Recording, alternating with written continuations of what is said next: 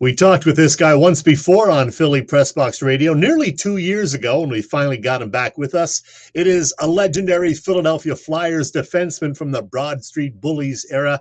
Welcome back to Philly Pressbox Radio, Joe Watson. Oh, it's a pleasure to be back. I always like to talk hockey. You sound like you're very knowledgeable hockey man, so I'd love to talk to you about hockey and the Flyers. Well, Joe, this is a big week for you. In that Thursday evening, you'll join Philly sports greats like Jay Wright, Jeremiah Trotter, Carlos Ruiz, Bernard Hopkins, and Irving Fryer in being inducted into the Philadelphia Sports Hall of Fame. We'll talk about that in a few minutes, but yeah, let's talk a little Flyers hockey first. I'm just wondering, how closely do you watch the current Flyers, and what are your impressions of this team? I watch them closely, and I'm very impressed with what's going on. I watch it closely, and I enjoy this team, and they're exciting to watch. They're young kids. They're going to grow into being real good athletes for the Flyers. Heartbreaking loss Monday night. They are off to a decent 4-4-1 start, though. There are veterans like, Sean Couturier, Cam Atkinson, and Travis Konecny, but a lot of young guys, too. Anyone in particular catching your eye with their play? Bobby Brink. Bobby Brink he's got lots of speed. I enjoy watching him because I tell you, just a matter of time before he starts scoring a lot more goals than he is right now. He's got 2 goals, I think he has. Yep. But some other young players that are going to get better. The game is emphasis on speed now, and we have the speed. We can compete with anybody as far as I'm concerned. And they have some young players coming up. They drafted well the last couple of years. Yeah. They had a couple kids that play at Boston College. Their 19-year-old kids are going to be playing for the Flyers the next year or so. Bodes well with the Flyers, the way they're building their team, and goaltending is key for every team to have success. And I think our goaltenders, although the other night when we played the other day, the afternoon game against Anaheim, I thought they had a lot of lucky goals. There were bad breaks against the poor goalie. I felt bad for Eriksson. Yeah. I think Eriksson is going to be a goalie for the Flyers for years too. Yeah, and everybody loves Carter Hart, too. Now, let me ask you, as a defenseman, back in your day, do you watch guys like Cam York, Travis Sanheim, Nick Seeler, and the other D guys more closely, perhaps? Well, not that much because I know what they can do, So the ones I like to watch are the ones that unexpectedly do something that you don't expect. And when they do something unexpectedly, that means they have talent and they know what they're doing. They're going to be good hockey players. Okay. But the other guys you mentioned, sure, I've watched them for a few years. I like that Nick Seeler. Yeah. He's a tough kid, man. He demands respect out there, and a lot of guys won't challenge him after what he did to that guy there a couple of weeks ago in Dallas. He dinged him, and down he went. If you get him upset, he might clean house on these guys, so they stay away from the guy. But there's a lot of good young players that we have, and they work hard, and with the coaching staff that we have. Morgan Frost, I thought, played well last night. He set up some nice goals, although we didn't score, but guys had good chances off his passes, so I'm glad they had him in the lineup because he did well. Yep. Okay, Joe, let's go back in time 50 years to the fall of 1973. The Flyers were coming off their first winning season, their first playoff series win over the Minnesota North Stars. Bobby Clarke had been named the Hart Trophy winner as the league's MVP. Rick McLeish had a 50-goal season. So when you started the 1973-74 season, did you guys have any thought of maybe contending for a Stanley Cup? Well, I'll tell you, the year before we got beat up against Montreal, I think it was in 5 games. And every game was so close that I think if we had had better goaltending, I think that we could have gone further and maybe gone into the Stanley Cup because Montreal, I believe, they won the Stanley Cup that year, and they beat us in 5, and every game was so close. And after the playoff series, I remember Clarkey coming in and they told the coaches to get out of the dressing room and the trainers. Mm-hmm. And he says, listen, boys, we have a real good team here. Let's take care of ourselves this summer and come back and be ready to go. And that's when we started believing in ourselves. Well, before winning the Cup in May of 74, the Flyers had a wild back-and-forth 7-game series against those hated New York Rangers. And in Game 4, the first goal of the game was scored by, the guy I'm talking to. Dave Schultz trying to center it, gets it to Kindrachuk. Checked by Nielsen. Out in front, the pass behind Schultz. Kept in by Joe Watson. Speed shot. Deflection to Kindrachuk. Kindrachuk with it. Over to Joe Watson. He shoots. Score! Joe Watson. As Tuckerman was screened and tied up in front there, he couldn't see the shot at all. And Joe Watson gets the first goal of the game. Philadelphia leads it 1-0. Now, you only had 3 playoff goals in your career, but I bet you remember that one against the Rangers. Well, oh boy, I'm surprised I had that many goals.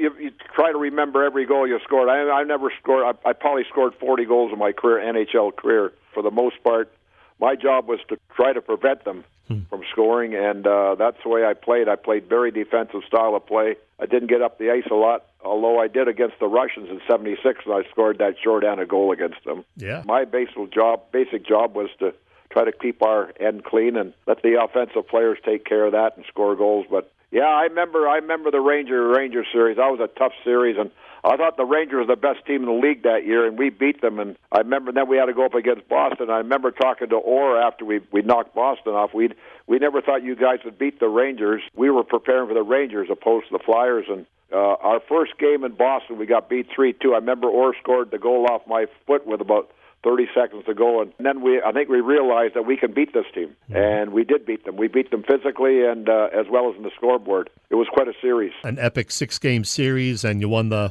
6th game 1-0.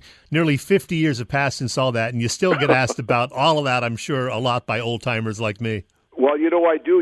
And you know what? People talk about the Russian game. I played in the golf tournament yesterday at DuPont Country Club, and I tell you, people remember where they were and when we played the Russians in 1976. Zaleski on the right wing. Zaleski the drive. Swing. Joe Watson, the Smithers Thundermouth, who gets maybe 1 or 2 or 3 a year, but Denmark, the Flyers using the Soviet. Isn't that incredible? It's like 50-some. It's almost 50 years, for God's sake. But we made such an indent in their history and their lives that they certainly paid attention. And but I'm surprised when I do talk to people, they still remember the Russian game in '76. Oh, yeah. Hey, Joe, I hate to bring up a not-so-great memory, but didn't your 1974 Stanley Cup ring ended up getting stolen about 10 years ago? That was never recovered, was it? No, it was my daughter. My daughter. See, what happened was they give rings to the wives, too. Mm-hmm. And my ex-wife, who is my ex-wife now, she gave the ring to my daughter. And, it was stolen. You're right, it was stolen. Yeah, about, I don't know how long ago it was, but my daughter never got the ring back. That's true, yeah. Well, let's get back to some more pleasant stuff, Joe. You are already in the Flyers Hall of Fame and the British Columbia Hall of Fame. And now, Thursday evening, you're being inducted into the Philadelphia Sports Hall of Fame. Congratulations. That is quite an honor. Yeah, it really is. To get inducted into anything is an honor, and I'm very pleased with that they considered me, and I'm looking forward to it. I got a lot of stories. I know we only have 3 minutes to talk, so I'm going to have to condense a lot of my stuff, but I'll do it very quickly, and I'm going to bring up the history of the Flyers in 1967 when we never thought we'd be here after a year. But Mr. Snyder prevailed, and he pursued, and so on and so forth. So there's a good story about the Flyers when we lost the roof in February of '68, and we had there was no money coming in because we were playing all our games on the road, and Mr. Snyder needed an infusion of cash, and he did get the cash from a banker, Gerard Trust Bank, Bill Bear, and the rest is history. Mm-hmm. That's going to be a great night, by the way. I can't wait for that Thursday evening at Live Casino. Joe, is it true that you got the ball rolling, or the puck, I guess, in putting together the first Flyers alumni hockey team back in the mid-'80s? Yep. Yes, I started the team in 1984, and our very first game was against the Delaware State Troopers, and we got $500 for the game, and I gave each guy $25 because we didn't have jerseys at the time. We needed jerseys, so I saved some of the money that we made from the hockey game, and I gave each guy $25. So I think we got about $200 left, and we started pursuing uniforms for our alumni team. But yes, I started that in '84, and now we got a very, very successful. Our alumni has just grown leaps and bounds because of Brad Marsh. Yeah. Brad Marsh has taken our alumni association to a higher level, and I think our alumni association is as good as any of all the big sports, basketball, baseball, football, and hockey. Our alumni is as good as any alumni in all the sports. Well, in connection with this being the 50th anniversary of that first Cup season, the Flyers and Bruins alumni will play an alumni game in late January. The big question, Joe, you are 80. Will you lace up the skates and play again for this alumni game? They asked me to play it. I said, yeah, I'll go out and play. I don't know if I can do much, but I'll be out there. I shouldn't say this, but I never wore a helmet in my life. And they asked me to wear a helmet. I said, well, God almighty, I've just never worn one in my life, and I don't know if I want to put one on. I don't want to tell my wife that. But anyway, we'll see. But I'm pretty sure I'm going to play, yeah. Joe, I got to tell you, we had your old pal Bob Hound Kelly on a few weeks ago, and you know what he had to say about the prospect of you playing? He said, I think Joe Watson's 80 years old. I think he wants to play. I said, Joe, nobody wants to see an 80-year-old man skate down the ice. I hope I can get down the ice and get back. Good old Hound. I'm sure he'll be there Thursday night. The Flyers are just great.